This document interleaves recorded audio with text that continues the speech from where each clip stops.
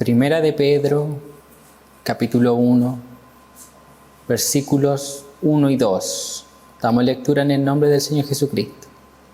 Pedro, apóstol de Jesucristo, a los expatriados de la dispersión en el Ponto, Galacia, Capadocia, Asia y Bitinia, elegidos según la presciencia de Dios Padre en santificación del Espíritu, para obedecer y ser rociados con la sangre de Jesucristo. Gracia y paz os sean multiplicadas. Hasta ahí vamos a orar. Padre Celestial, por medio de tu Hijo amado, nuestro Señor Jesucristo, recurrimos una vez más a su trono de gracia, Señor, reconociendo que sin usted no podemos hacer absolutamente nada. En usted vivimos, nos movemos y somos. Señor, yo pido que usted me dé gracia para exponer su palabra. Abundante gracia, Señor. Yo necesito la ayuda de su Santo Espíritu para exponer su palabra. Al mismo tiempo usted dé gracia a su pueblo, a su iglesia, a aquellos que van a oír esta palabra, Señor. Abre los corazones, abre el entendimiento para que puedan recibirla, entenderla, Señor, y aplicarla. Toda la gloria, desde principio hasta fin, sea dada a nuestro Señor Jesucristo. Amén y amén. En el día de hoy vamos a continuar con nuestra serie sobre los atributos de Dios. Y abordaremos un atributo, una doctrina, una enseñanza que es muy controversial, que abre puerta para muchos debates, es muy cuestionada y al mismo tiempo este atributo es muy mal interpretado y entendido. Pink dice lo siguiente con respecto a este atributo: muchas controversias ha engendrado este tema en el pasado, sin duda alguna en el presente también. Pero es necesario hablar sobre este atributo, estas características, esta cualidad de Dios.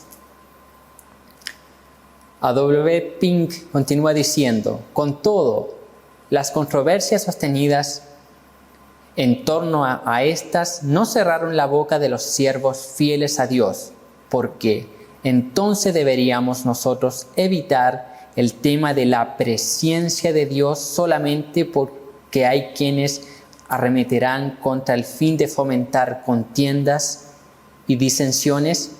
Dejemos que ellos contiendan si así lo desean. Nuestro deber es dar testimonio de acuerdo a la luz que se nos ha concedido. Aquí ya Pink mencionó el atributo que veremos en el día de hoy. Es la presciencia de Dios. Y él dice que hay muchos que al oír alguna exposición con respecto a la presciencia van a entrar en debate, van a entrar en contienda. Y es lo más probable que ocurra cuando la predicación llegue al internet. No obstante, debemos exponer esta verdad bíblica, exponer este atributo de Dios, enseñarlo. ¿Por qué? Porque Dios lo dejó registrado en su palabra y debemos ser fieles a su palabra. Entonces, sin más preámbulos, en el día de hoy estudiaremos sobre la presciencia de Dios. En la mayoría de las otras exposiciones sobre los atributos de Dios, yo he iniciado hablando un poco sobre la definición de los términos. No obstante, en el día de hoy será distinto, porque la definición del término lo veremos más adelante. Entonces, en primer lugar, número 1, veremos el concepto errado de la presencia de Dios. Es decir, lo que algunos dicen que la presencia de Dios es, sin embargo, no es. Entonces veremos en primer lugar el concepto errado de la presencia de Dios.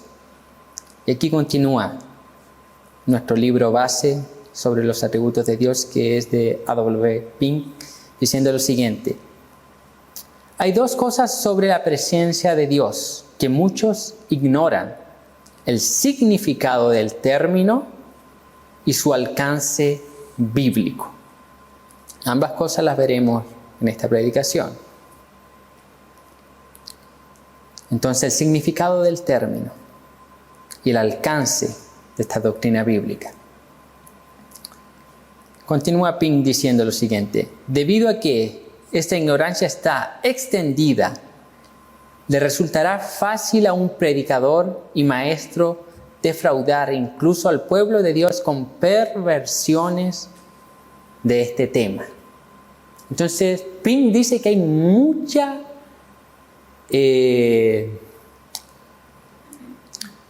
falta de conocimiento con respecto a la presencia y mucha distorsión en cuanto al sentido bíblico de la presencia de Dios. Hay muchos falsos maestros, dice él, que están enseñando sobre la presencia de Dios erradamente, equivocadamente, y algunos intencionalmente para favorecer un sistema teológico, o más específicamente un sistema soteriológico, que son nuestros hermanos, algunos arminianos y otros que van al otro extremo. Para no errar en la interpretación de este atributo, debemos estar firmes en la fe.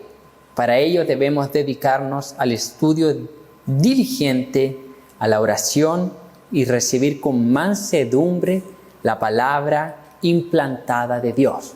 Es decir, debemos obedecer a lo que la Biblia dice con respecto a este atributo. No debemos darnos muchas vueltas, sino que aceptar lo que la Biblia dice con respecto a la presencia de Dios. Esta verdad es distorsionada para desacreditar y negar la absoluta soberanía de Dios en la salvación de los pecadores.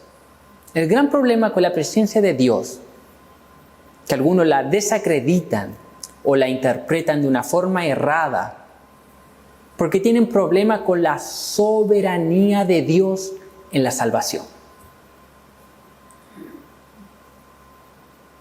Con la elección incondicional por parte de Dios en la salvación. Por causa que tienen problemas con otra doctrina que pervierten el sentido de la presencia de Dios. Pink dice así como algunos críticos están manipulando la inspiración divina de las Escrituras y los evolucionistas la obra de Dios en la creación, de esa manera algunos falsos maestros de la Biblia están pervirtiendo su presencia para rechazar la elección incondicional para vida eterna. Entonces hay una intencionalidad en pervertir el sentido, en una mala interpretación de la presencia de Dios. Y ya con todo lo que ya he expuesto en esta primera parte, usted ya se da cuenta de que es un motivo de controversia. Ya lo podemos percibir que es un motivo de debate este atributo de Dios. Entonces, a lo mejor alguno de nosotros podría preguntar, pero ¿para qué hablar de la presencia de Dios? Porque no queremos controversia, no queremos debate. Pink dice que continúen debatiendo. Y es más, durante la historia de la Iglesia, la gran mayoría de las doctrinas que nosotros creemos han sido cuestionadas, han sido motivo de debates, han querido desacreditarla. Por ejemplo, la encarnación de Cristo. Ejemplo, la unión hipostática, las dos naturalezas de Cristo. La resurrección de Cristo. Y se han tenido que enseñar por qué. Porque son doctrinas fundamentales. ¿Por qué? Porque la Biblia las enseña. Dios se pronuncia a través de las Escrituras sobre estas doctrinas, sobre sus propios atributos, y es lo que vemos aquí en Primera de Pedro. Él habla de la presencia de Dios. Entonces, ¿por qué nosotros nos vamos a poder exponer sobre la presencia de Dios? Es más, debemos hacerlo. La típica interpretación arminiana sobre la presencia plantea lo siguiente. Pink dice así: la elección se basa en la presencia de Dios, y esta presencia interpretada en el sentido de que Dios previó que algunos serían más dóciles que otros, que responderían más prontamente a los esfuerzos del Espíritu, y que debido a que Dios sabía que creerían, Él en consecuencia los predestinó para salvación. No obstante, esta declaración es errada.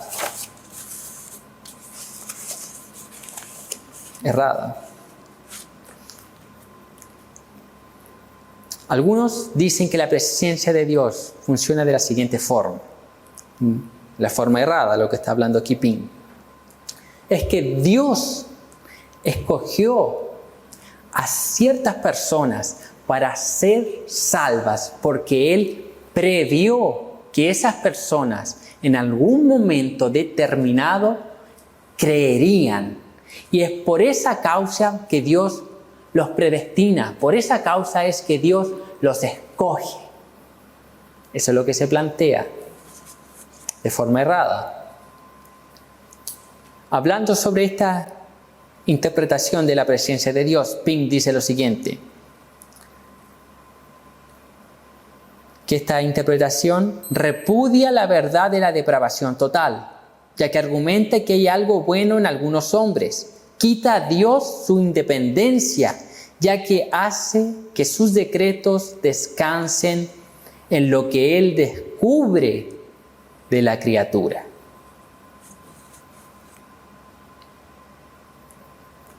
Nosotros comenzamos esta serie sobre los atributos de Dios el año pasado, hablando sobre la soledad de Dios, o sea, la independencia de Dios.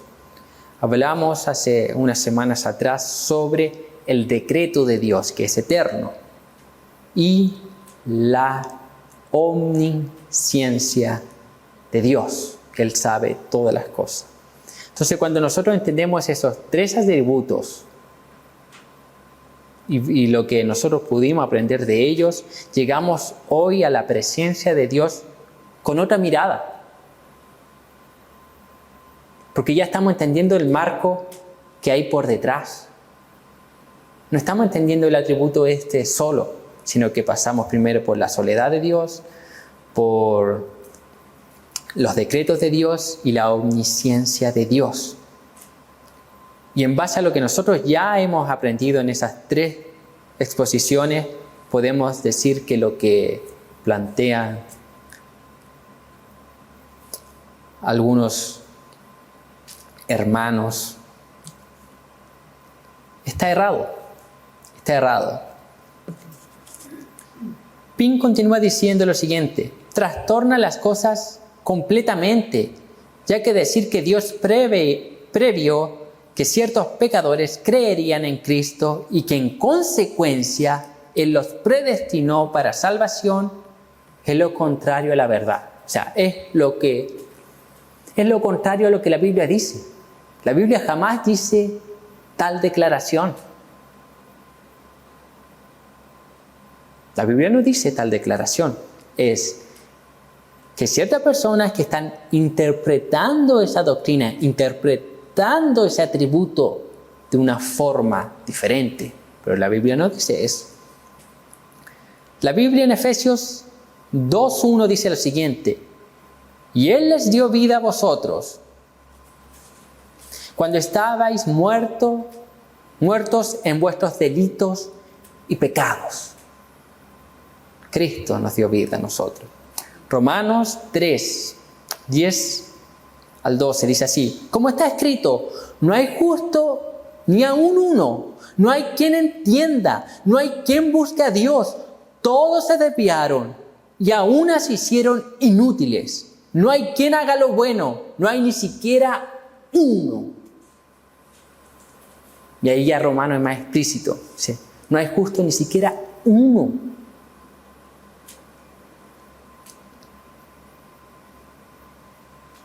Entonces, ¿cómo puede ver o esta postura o esta interpretación, cómo puede decir que Dios previó y vio algo bueno en el hombre cuando vemos que la Biblia dice todo lo contrario, que el hombre está muerto en delitos y en pecados? ¿Un muerto puede hacer algo? No, está muerto. La Biblia dice que no hay quien busque a Dios, no hay ni siquiera uno que busque a Dios. Ni siquiera uno. No hay quien haga lo bueno. No hay quien. Está muerto en delitos y en pecados. La Escritura afirma que Dios, en su absoluta soberanía, separó a algunos para que fuesen destinatarios de sus favores distintivos. Hechos, capítulo 13, versículo 48, dice así: los gentiles, oyendo esto, se regocijaban y glorificaban la palabra del Señor, y creyeron todos los que estaban ordenados para vida eterna. Creyeron los que estaban ordenados para vida eterna. No creyeron porque Dios previó algo en ellos. No creyeron porque Dios vio que ellos iban a creer. No. Ellos creyeron porque estaban ordenados para vida eterna. Dios determinó otorgarles el don de la fe a sus elegidos. Y Pink dice así: la falsa teología hace del conocimiento previo que Dios tiene de nuestra fe la causa de su elección para salvación, mientras que la elección de Dios es la causa y nuestra fe en Cristo es el efecto. Aquí Pink dice que algunos hacen o piensan que la causa por la cual Dios elige es que Él previó la fe en aquellos que habrían de creer. No, dice que esa no es la causa, es el efecto. Es el efecto, ¿por qué? Primero Dios elige, luego las personas creen. El resultado, el efecto de esa elección es la fe, dice Pink.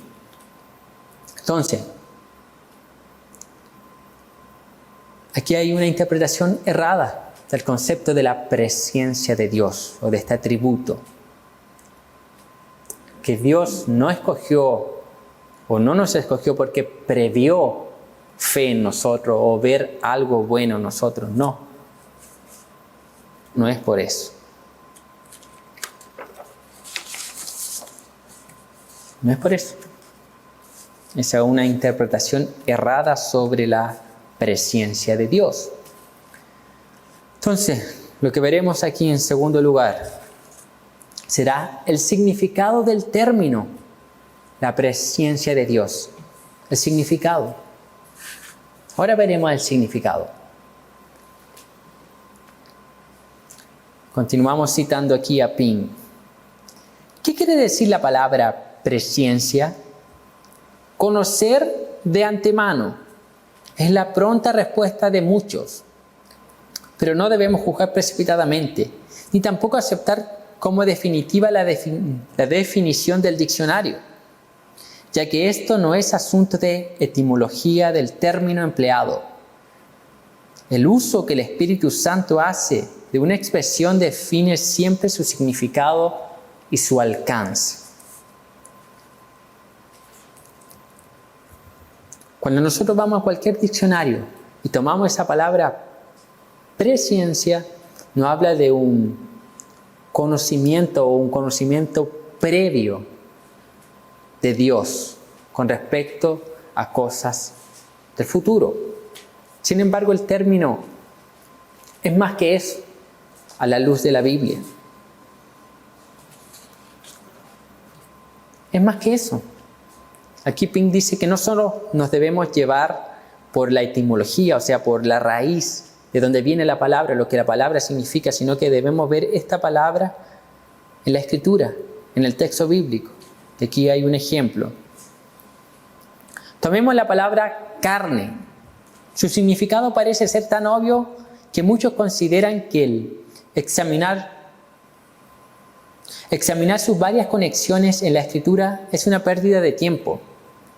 Se supone precipitadamente que la palabra es un sinónimo del cuerpo físico y no se procura indagar más.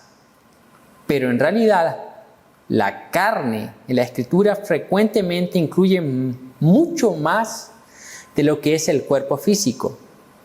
Solo por medio de la comparación atenta de cada caso y el estudio de cada contexto por separado puede descubrirse todo lo que el término abarca. Un ejemplo, palabra carne, dice Pink. Tenemos la palabra mundo, cosmos. Depende del contexto de la Escritura, tiene un significado diferente. A veces es la creación, a veces es el sistema gobernado por Satanás, otras veces un cierto grupo de personas. Es el típico ejemplo cuando nosotros decimos, no, si todo el mundo lo sabe, pero verdaderamente es literalmente que todo el mundo lo sabe, ¿no? O sea, todos lo sabemos. Entonces la palabra presciencia es igual, se debe entender a la luz de los contextos que son mencionados en la Biblia. Lo mismo que se hizo con la palabra carne se aplica a los términos conocer y preconocer. Lejos de bastar con la simple suposición de que estas palabras no significan otra cosa que simple conocimiento, veremos que los diferentes pasajes en los que se encuentran requieren ser considerados cuidadosamente, dice Pink. Entonces, para poder entender esta doctrina bíblica, este atributo de Dios, esta cualidad, esta característica de Dios, debemos ir a la Biblia. Entonces, comenzaremos yendo a algunos pasajes del Antiguo Testamento. Y lo primero que debemos entender es que la palabra presciencia, conocimiento previo, no se encuentra en el Antiguo Testamento. No está la palabra literalmente. No se encuentra. Pero se utiliza frecuentemente el término conocer. Conocer. Entonces vamos a partir de ahí, con el término conocer en el Antiguo Testamento. Hasta llegar al Nuevo, ya con el término presciencia. Cuando se utiliza el término conocer en el Antiguo Testamento, en relación con Dios, significa a menudo mirar con favor, comunicando no un simple conocimiento, sino un afecto por el objeto mirado. Entonces, más que un simple conocimiento, cuando se usa la palabra conocer, implica un afecto. Hay una relación con el objeto mencionado o mirado. Eso lo podemos ver en Éxodo capítulo 33, versículo 17. Y Jehová dijo a Moisés: también haré esto que has dicho, por cuanto has hallado gracia en mis ojos, y te he conocido por tu nombre. O sea, Dios había conocido a Moisés. Había una relación. Deuteronomio 9:24 dice así: rebeldes habéis sido a Jehová desde el día que yo os conozco. El día que yo os conozco. Jeremías 1:5 dice así: antes que te formase en el vientre, te conocí, y antes que nacieses, te santifiqué, te di por profeta a las naciones. Antes que te formase en el vientre, te conocí. O sea, no era simplemente un conocimiento superficial o simplemente conocer a la persona. Había un afecto, había un vínculo. Amós 3:2 dice así: a vosotros solamente he conocido de todas las familias de la tierra. Por tanto, os castigaré por todas vuestras maldades. A vosotros solamente he conocido de todas las familias de la tierra. Ahí tiene un ejemplo. ¿Usted cree que Dios no conoce a toda su creación? Él conoce la omnisciencia. Dios conoce toda su creación. Él nos conoce a cada uno de nosotros. Pero aquí dice: a vosotros solamente he conocido de todas las familias de la tierra. Por lo cual el término no solo implica un conocimiento, el saber algo de la persona. No, es mucho más profundo. Hay un afecto, hay un vínculo. En estos pasajes, conocer significa amar o designar. Hay algo mayor que un conocimiento. Simplemente veo a alguien, sé algo de alguien. No, hay un vínculo, hay un afecto, hay amor. Implica designar. Entonces es mucho mayor el término conocer. Y aquí viene un ejemplo. La escritura en Génesis, cuando usa ese eufemismo de Adán y Eva. Y Adán conoció a su esposa Eva. Término conocer ahí, nosotros sabemos que implica relación sexual. Porque luego, más adelante, nuevamente dice: y Adán conoció a Eva. Y después nuevamente vuelve a decir: bueno, entonces, ¿conoció o no conoció? Entonces el término es mucho más profundo. Implica un afecto, implica amar, implica un vínculo. Y en el Nuevo Testamento se usa frecuentemente este término conocer, en el mismo sentido que el Antiguo Testamento. En el mismo sentido. Mateo 7:23 dice: y entonces les declararé: nunca os conocí, apartaos de mí, hacedores de maldad. Cristo, a todos aquellos que habían hecho milagros, expulsados demonios, sanidades, les dirá: nunca os conocí. O sea, nunca tuvieron un vínculo conmigo. Ustedes nunca me amaron. Entonces, no hay un vínculo.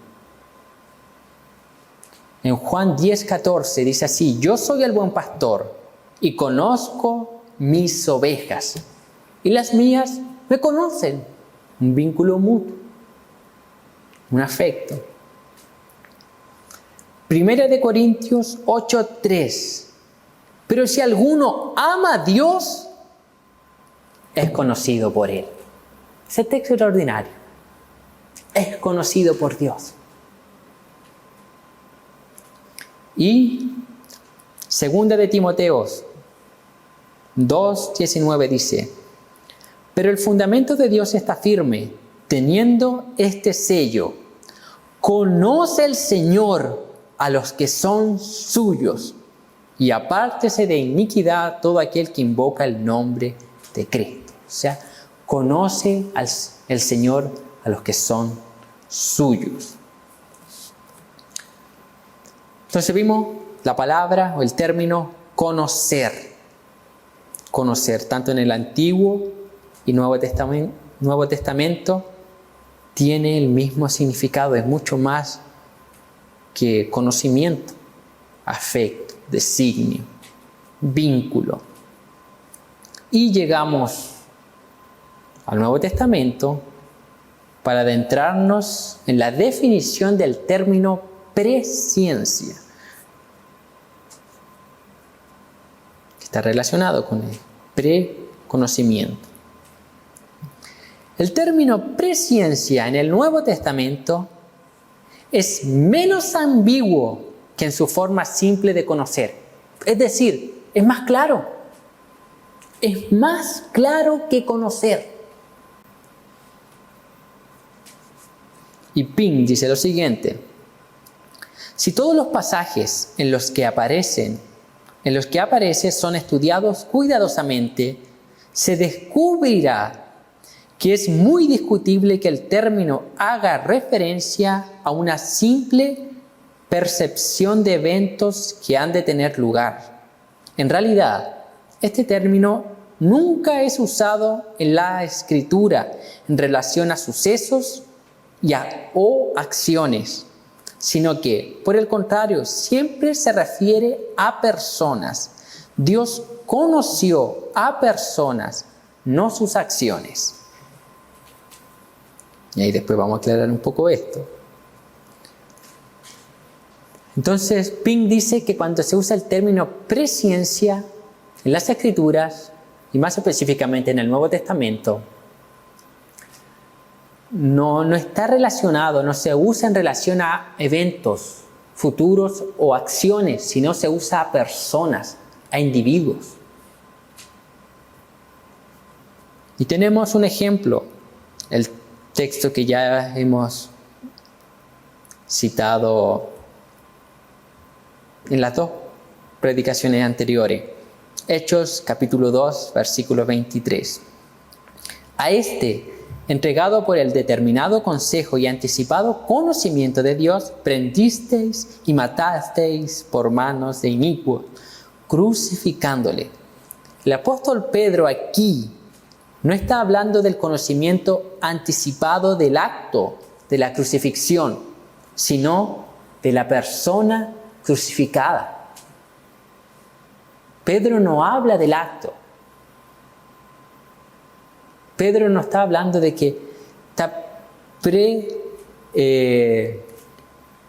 determinado el acto en sí, ¿no? Dice el texto, comienza a Jesucristo, a la persona. Esta persona es entregada por el determinado consejo y anticipado conocimiento de Dios. Entonces el término presciencia aquí está relacionado con la persona de Cristo. Romanos 8, 29 y 30 dice así: porque a los que antes conoció, también los predestinó para que fuesen hechos conforme a la imagen de su Hijo, para que Él sea el primogénito entre los muchos hermanos. Y a los que predestinó, a estos también llamó. Y a los que llamó, a estos también justificó. Y a los que justificó, a estos también glorificó.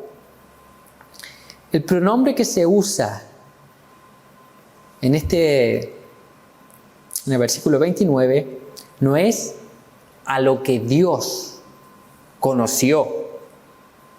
No es a la fe que Dios previó en algunos, ¿no? El texto es a los que antes conoció.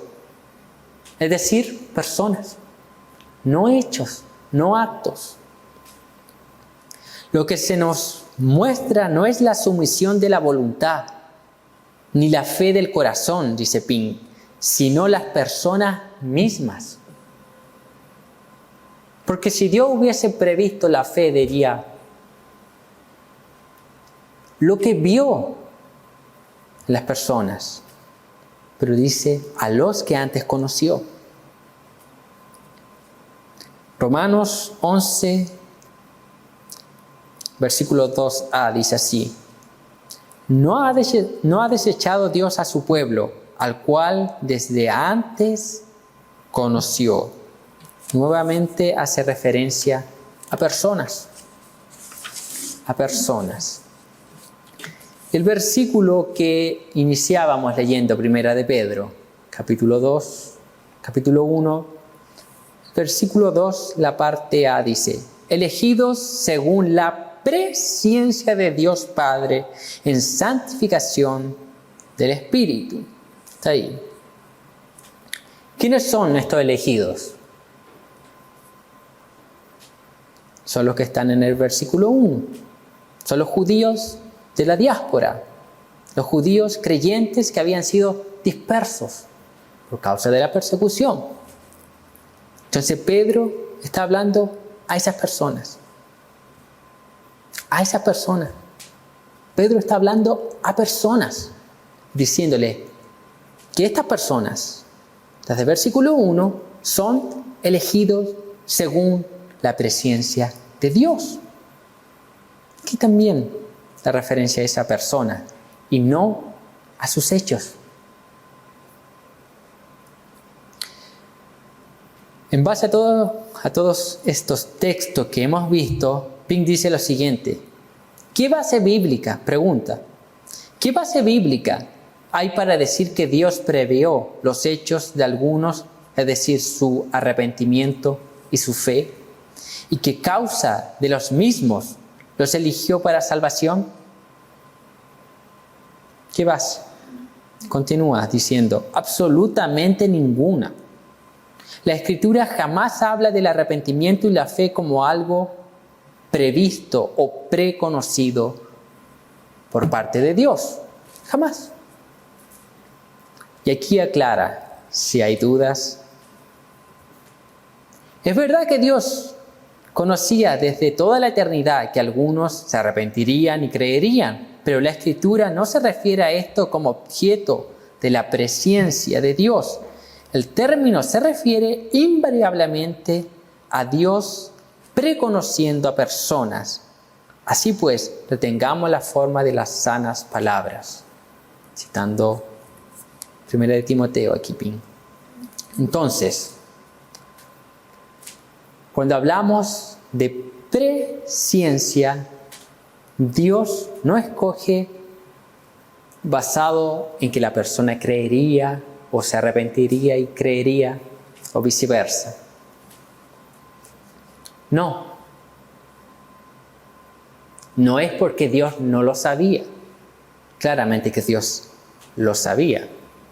Pero aquí no es la presciencia en ese conocimiento macro de todas las cosas, sino que es la omnisciencia. Por causa de la omnisciencia Dios conoce todo. Pero cuando hablamos de la presciencia, que está relacionada con la elección de algunos para salvación, Dios no escogió previendo algo bueno en nosotros, previendo el arrepentimiento y la fe en nosotros. No previó de esa forma.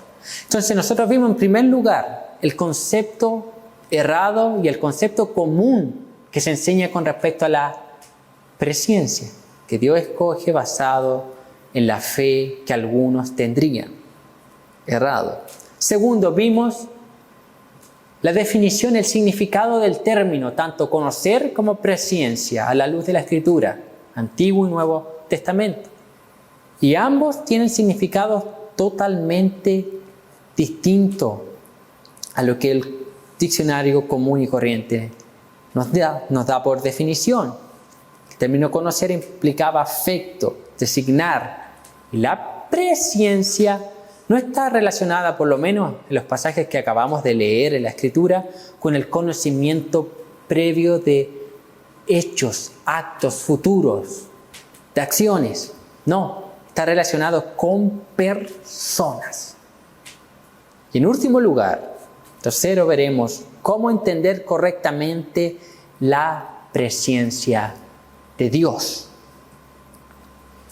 Los pasajes citados, Hechos 2:23 y Romanos 8:29, muestran de manera clara y enseñan implícitamente que la presencia de Dios no es causativa, sino que detrás de ella hay algo más, su propio decreto soberano. Y aquí, todos los que estuvimos en la primera o la exposición de hace una semana atrás sobre el decreto de Dios, aquí va a tener sentido la presencia de Dios. Hechos 2:23 dice así: a este, entregado por el determinado consejo y anticipado conocimiento de Dios, prendisteis y matasteis por manos de inicuos, crucificando. Primero, dice así: a este, entregado por el determinado consejo de Dios. Segundo, y anticipado conocimiento de Dios. ¿Qué es primero? ¿El decreto o la presciencia? El decreto. Primero, entregado por el determinado consejo de Dios, decreto. Luego, y anticipado conocimiento de Dios, presciencia. Su consejo, decreto, fue la base de su anticipado conocimiento. Es decir, palabra simple, la presciencia de Dios está sujeta al decreto eterno de Dios. Al decreto eterno de Dios. Romanos 8:29 dice, porque a los que antes conoció, también los predestinó, para que fuesen hechos conforme a la imagen de su Hijo, para que Él sea el primogénito entre muchos hermanos. Este versículo comienza con la palabra porque, lo cual nos habla de lo que precedía inmediatamente. ¿Qué es entonces lo que dice el versículo anterior? Porque el texto comienza diciendo, porque a los que antes conoció, presciencia. ¿Qué dice el versículo anterior? Romanos 8:28. Sabemos que a los que aman a Dios, todas las cosas le ayudan a bien. Esto es, a los que conforme a su propósito son llamados. Así pues, el anticipado conocimiento de Dios se basa en su propósito o decreto. O decreto. Pink dice lo siguiente. Dios conoce por anticipado lo que será, porque Él ha decretado que sea. Afirmar, por lo tanto, que Dios elige porque preconoce es invertir el orden de la Escritura. Es como poner la carreta delante del caballo. No va a andar, no va a funcionar. El problema está con el orden. El problema está con esa interpretación que invierte el orden bíblico. Aquí vimos dos pasajes de la Escritura que muestran que primero viene el decreto de Dios y luego viene la presciencia.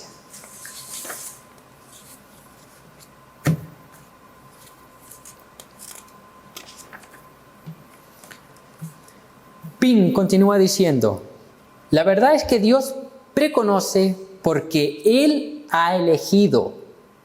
Esto elimina la base o causa de la elección como algo de la criatura y la coloca en la soberana voluntad de Dios.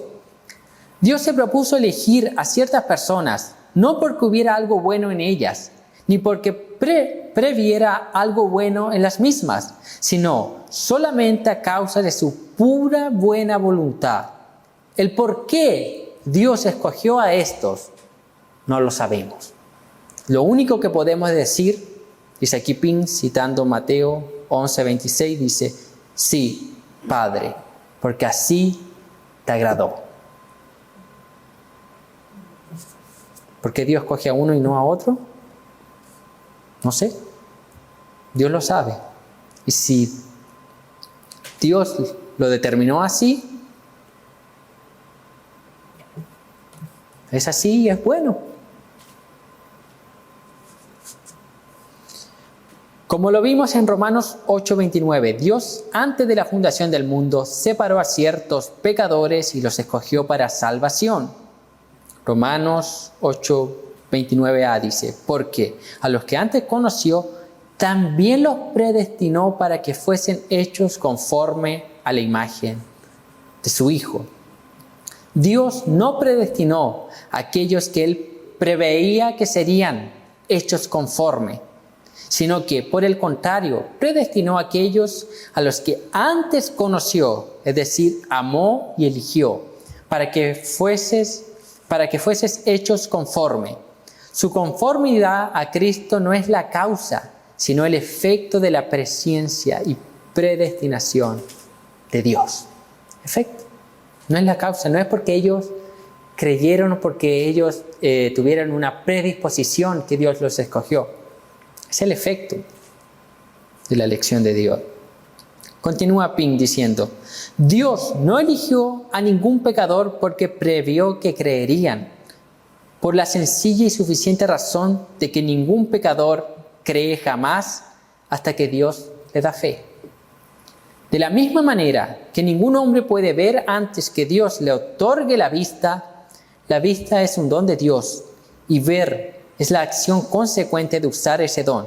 Asimismo, la fe es el don de Dios y creer es la consecuencia de utilizar ese don. Efesios 2, texto conocido, 2, 8 y 9 dice: ¿por qué? Por gracia sois salvos por medio de la fe. Y esto no de vosotros, pues es don de Dios, no por obra, para que nadie se gloríe. Si Dios eligiera previendo la fe en las personas, la fe pasaría a ser algo meritorio. Y el pecador tendría razón para gloriarse. Pero esto no es así, dice la Escritura. No por obra, para que nadie se gloríe.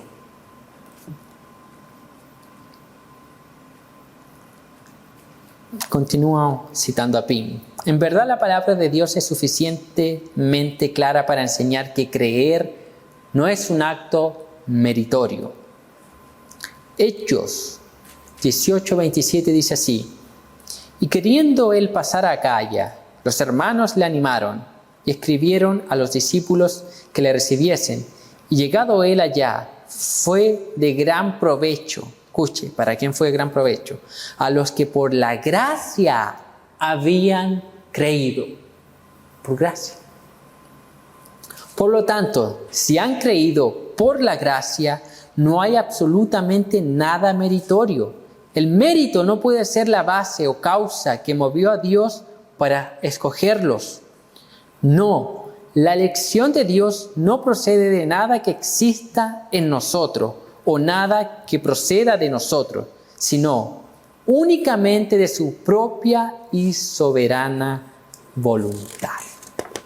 Así que se debe entender la presciencia de Dios. Entonces, finalizando, la presencia de Dios se debe entender de la siguiente forma. Dios, en la eternidad pasada, por decreto eterno, Él escogió a algunos para que fuesen salvos. Resultado de ese decreto, de esa elección, Él también previó, tuvo conocimientos de aquellos que creerían serían salvos. ¿Pero por qué tuvo ese conocimiento? Porque Él lo decretó. Hay que mirar hacia atrás y no hacia el futuro. No hacia adelante. Porque Él eligió personas, no hechos, no acciones.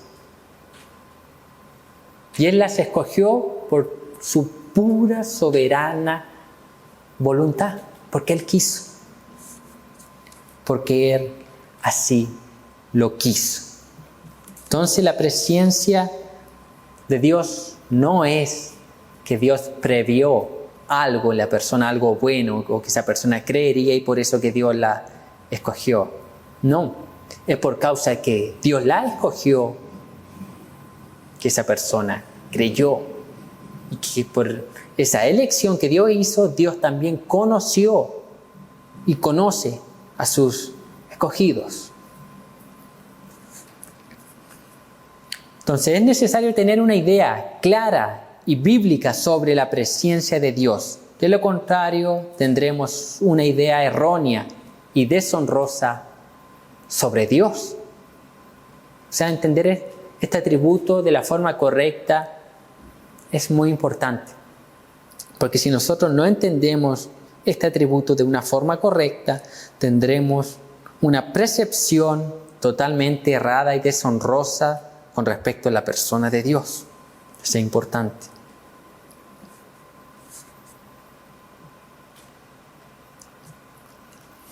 La definición de presciencia, la definición general de presciencia, es inadecuada. Dios no solamente conoció lo porvenir desde el principio, sino que planeó, fijó y predestinó todo desde el principio. Y es lo que veíamos en la predicación sobre el decreto eterno de Dios. Es lo que veíamos sobre la omnisciencia, que Dios aún conoce lo posible, las posibilidades. Si Dios conoce las posibilidades, claramente que Él conoce todo lo demás. Entonces, cuando hablamos de la presencia de Dios, nosotros debemos entender que toda la gloria en la salvación le pertenece a Dios desde principio a fin. El don de fe, el don para creer, es dado por Dios. El arrepentimiento es dado por Dios. La regeneración, dada por Dios. ¿Por qué? Porque Él nos escogió. Él nos eligió. ¿Por qué Él nos eligió? Porque había algo bueno en nosotros, había algo de bondad. No había nada. Nada, no hay justo ni siquiera uno, no hay quien busca a Dios. Basta salir afuera y predicar el Evangelio, va a haber el llamado general. No hay quien busque a Dios. Hasta el llamado específico, que Dios despierta, Dios da fe y arrepentimiento. Entonces Dios tiene la gloria, o le pertenece a Él la salvación desde principio a fin. Dios previó a la persona que pagaría por todos los pecados de sus escogidos, Jesucristo. Él previó a la persona, dice Hecho, a este que vosotros crucificaste. ¿Quién es este? Cristo. Dios previó a esa persona para morir por sus escogidos, por sus elegidos en la cruz. Y esa persona en su palabra manda, ordena a todos los hombres que crean y se arrepientan. Que crean en el Evangelio.